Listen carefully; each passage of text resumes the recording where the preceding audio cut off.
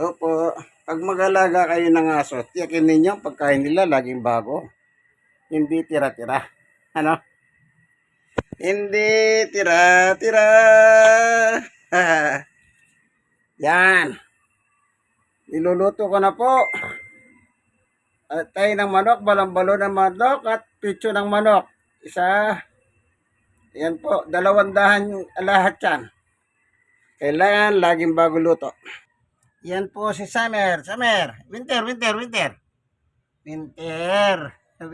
yan. Ito po si Summer. Yan. Dalawa sila. Summer ito yung isa. Winter. Ayan si Winter. Oh. Yan. Ang Winter. Summer. Yan.